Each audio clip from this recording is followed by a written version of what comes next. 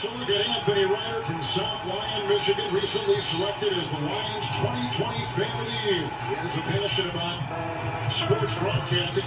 With the 112th selection in the 2021 NFL Draft, the Detroit Lions select Amon-Ra St. Brown, wide receiver, USC. One pride, baby! Yeah!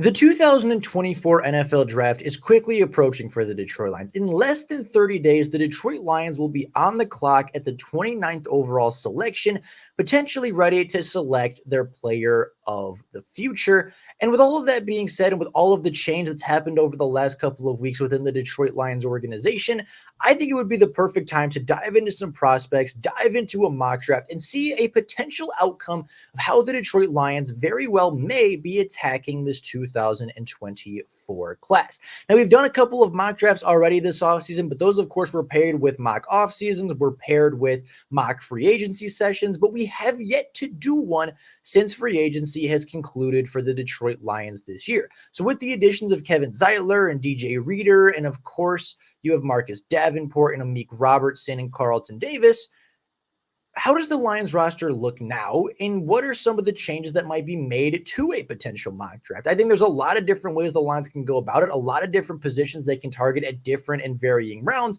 and I think it's going to be a very interesting offseason to see how the Lions attack it and how the Lions move forward for 2024. So with all of that being said, let's get into the mock draft. Now, I went into this mock draft targeting a couple of positions, that being edge rusher, cornerback, safety, offensive line, and wide receiver. However, the first round really didn't fall that great in my favor, with guys like Laiatu Latu being the first defensive player off the board at 9 to Chicago, with Dallas Turner going at 11, Jared Verse at 12, Teron Arnold at 13, Quinyon Mitchell at 19, Chop Robinson at 22, Byron Murphy at 21. You have Cooper DeJean at 24, Johnny Newton at 25, Nate Wiggins at 26, Kool-Aid McKinstry at 27, and then, of course, 2 picks later, the Detroit Lions were pretty much out of luck. My top 4 edge rushers in the class were gone. My top 3 cornerbacks in the class were gone. And there was a trade on the board, a trade that I felt the Lions very much could have taken, and a trade that I thought was not only realistic for both sides, but really beneficial for what the Lions wanted to do. After trading for Carlton Davis, the Detroit Lions are just a little bit thin on draft picks, so I would not be shocked, and I would almost be surprised if they didn't trade back in the draft and try to acquire some more capital before succeeding and kind of taking advantage of those second-round picks, taking advantage of those day 2 and day 3 picks to add some real talent. So with that being said, I decided that with the Chargers calling up, they received the So with that being said, I have a trade going down as the Los Angeles Chargers trade back up into the first round of taking Joe Alt with the 5th overall pick, and they received the 29th and 164th pick in this class, while the Detroit Lions received pick 37 and picks 69. Of course, you fall 8 spots out of the first round, and of course, don't get that 5th round pick. Don't get to pick on night 1 in your hometown, but falling back 8 spots to 37 isn't that big of a loss with several other great players still on the board. And of course, you improve you improve your selection from 164 to 169, jumping roughly 100 spots from the 5th round all the way into the top of the 3rd. So with that being said, the Chargers traded up. They decided to go with wide receiver Keon Coleman to pair with, obviously, Joe Alt in the first round and Justin Herbert's newest shiny toy.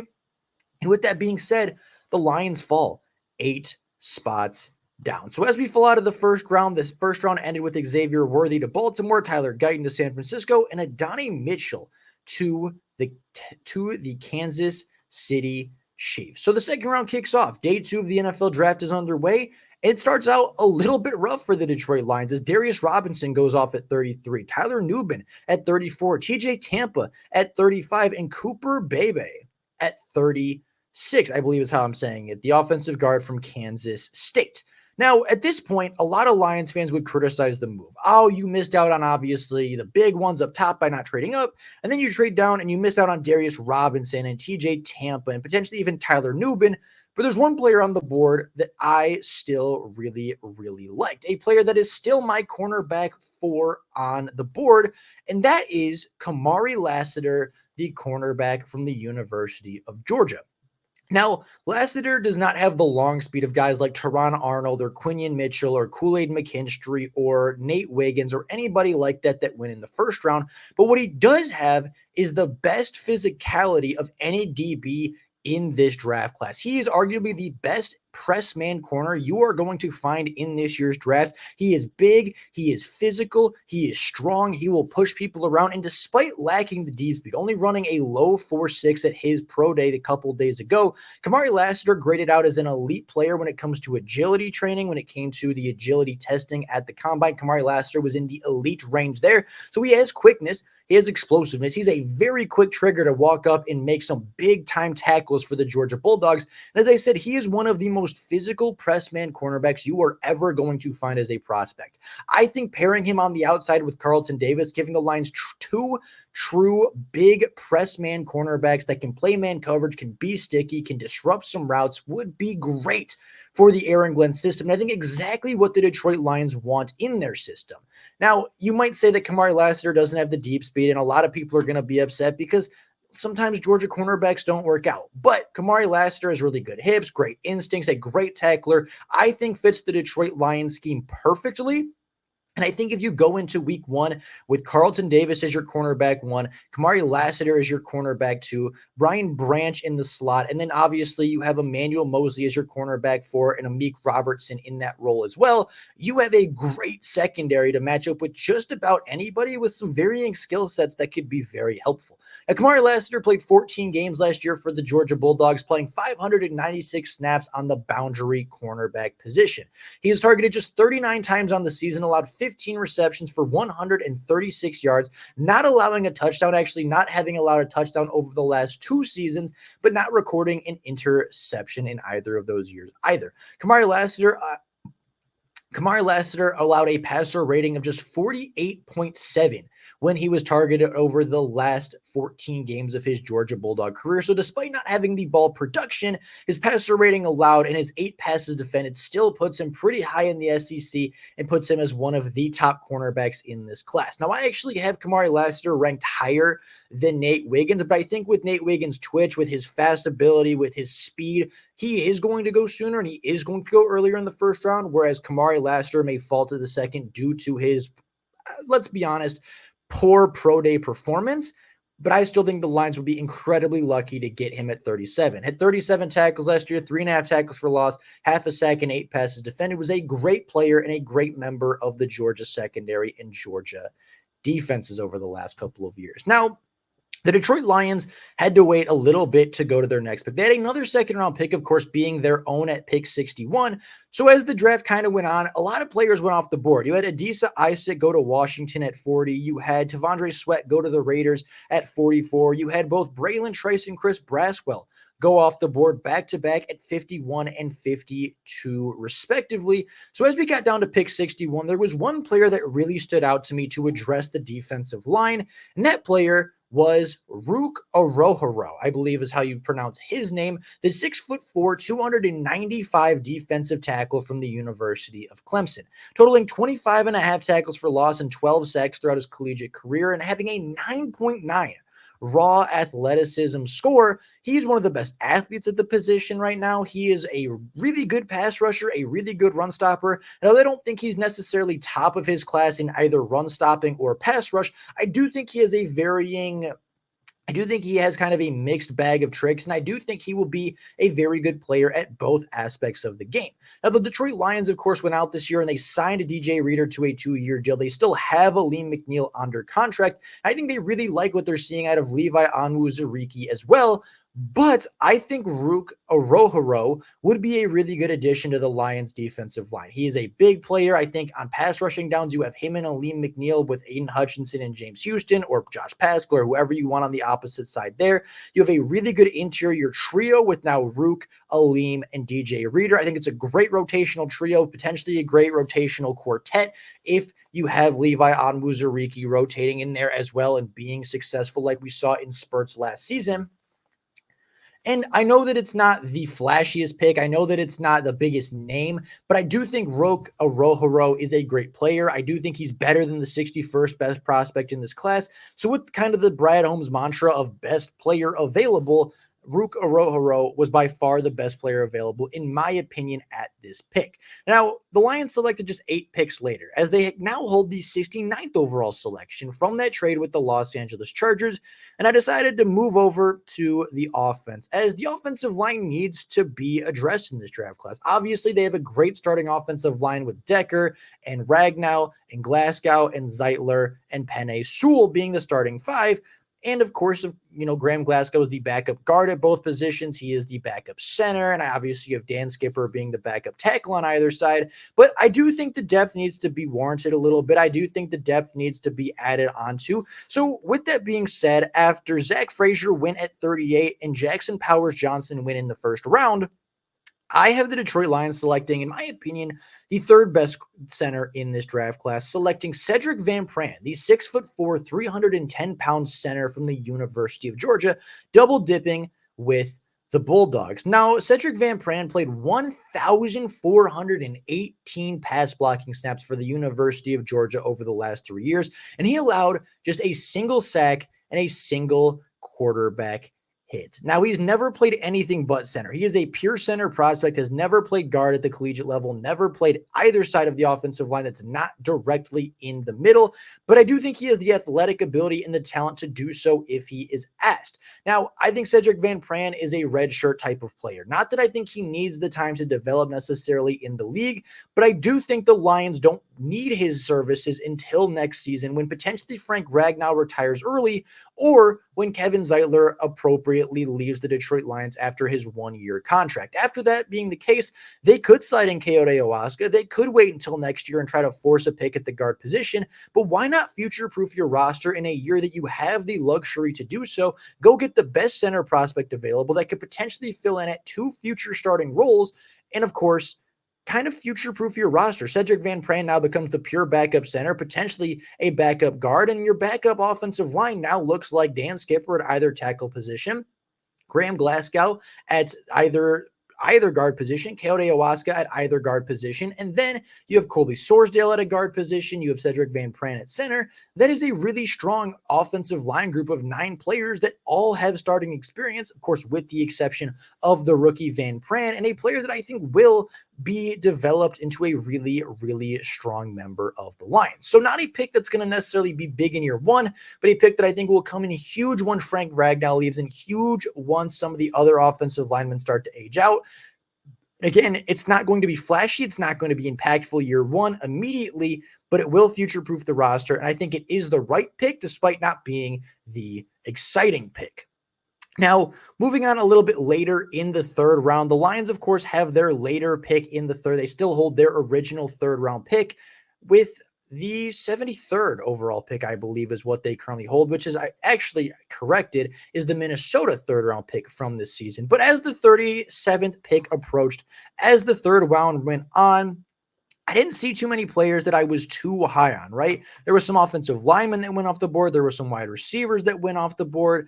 And sitting at 73, there were a couple players that I liked, but there was one player I was truly targeting that I felt could potentially be snagged in the later to middle 3rd round range as opposed to the very top of that range in the 3rd round. So with that being said, Cincinnati Bengals called, and they offered the 80th overall selection along with a 2025 4th round pick to receive the 73rd overall pick, move up 7 spots, and receive a compensatory 2025 7th round pick as well.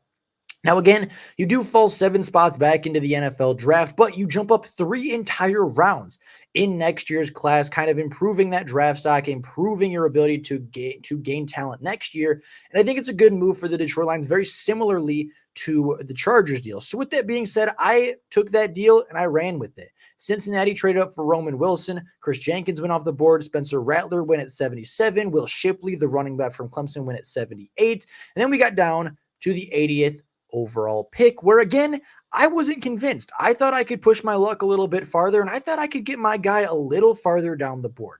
So I decided to trade down 6 more spots with the Houston Texans, who moved up for Michael Hall Jr. from Ohio State, as they gained the 80th overall pick and the 205th overall pick in return for pick 86 and pick 127. For a third time in a row, the Detroit Lions moved down 6 to 7 spots immediately, but gained nearly 100 places in the draft in order to make a deal possible. So we did that.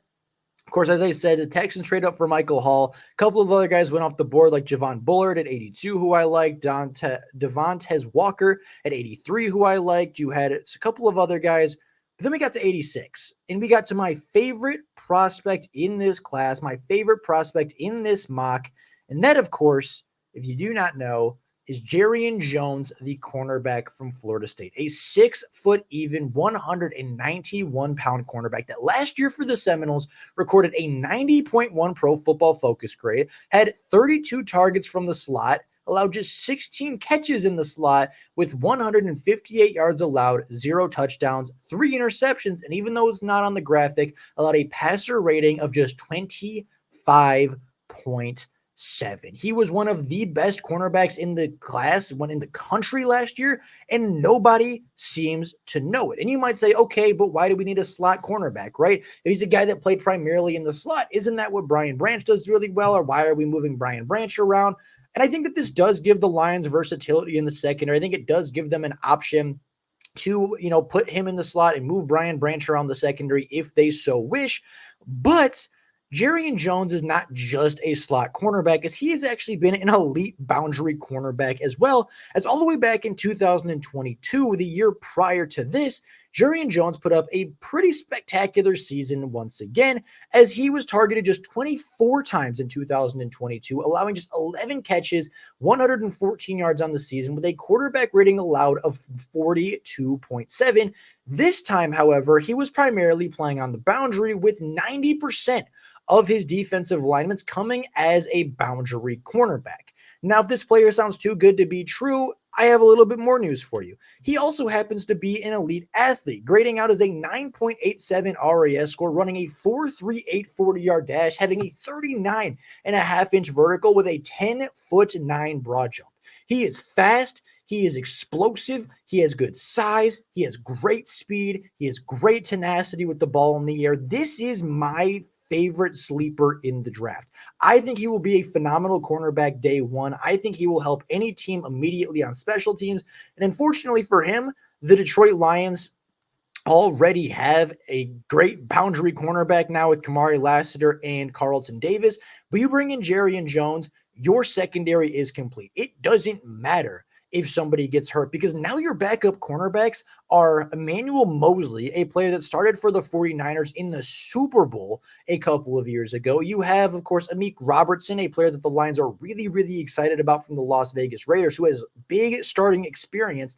And now you have Jarrian Jones, one of the better young cornerbacks from this draft class that has all the athletic ability, all the ball production, and truly could not have done a whole lot more in college to garner recognition and get his name out there. This is my favorite prospect in the class from a value perspective, and I hope and pray that Brad Holmes comes out and finds this kid.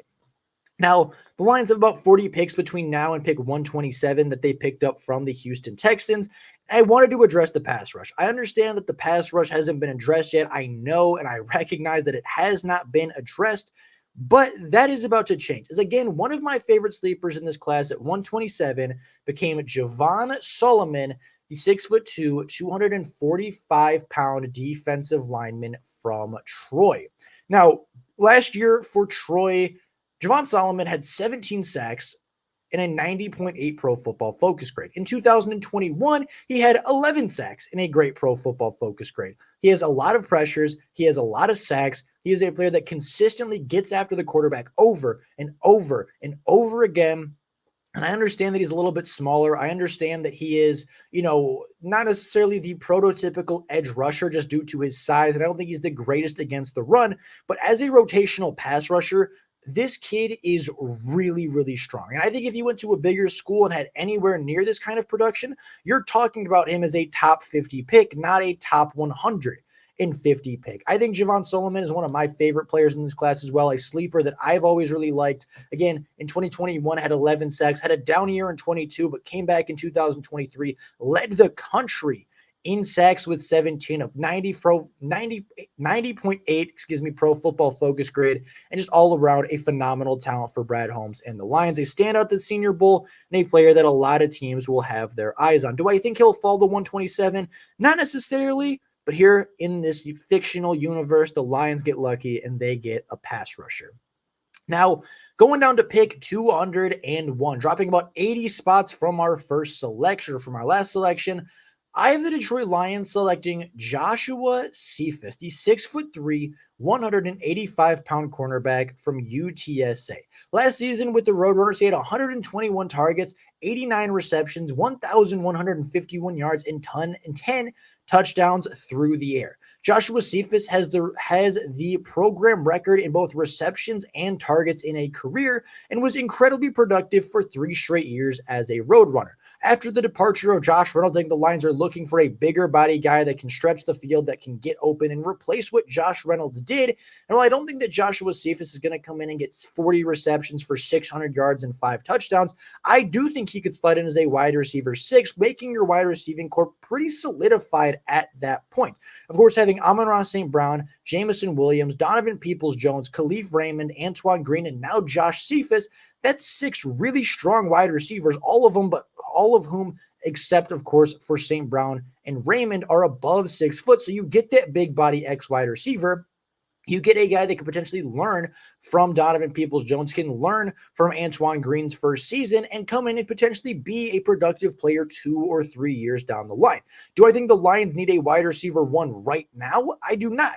But do I think they could potentially be looking to add some wide receiving depth? I absolutely do. And I think a 6'3", 185-pound wide receiver that stretches the field, that gets a lot of receptions, has some strong hands, is a prime candidate for Brad Holmes and the Lions. And then we fall all the way to the last pick in the draft. And I know a lot of people are going to want a kicker. I know a lot of people are going to want a special teams guy.